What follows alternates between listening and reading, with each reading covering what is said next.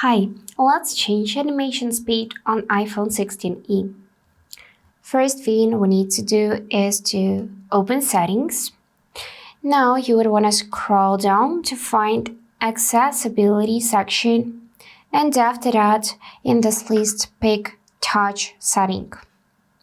So just pick this haptic touch, and now you should see those three options for touch duration, which is like animation. So we can increase its speed by selecting fast, we can decrease it by selecting slow, or we can leave default option.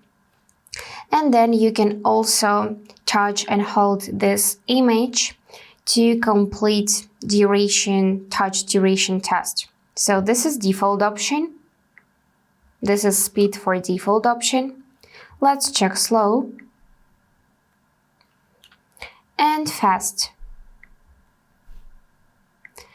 And if you want to pick something, just click it so you will see this check mark and save changes by going back. That's it for today. If this video was helpful, please subscribe, like and comment. And I wish you all the best. Bye bye.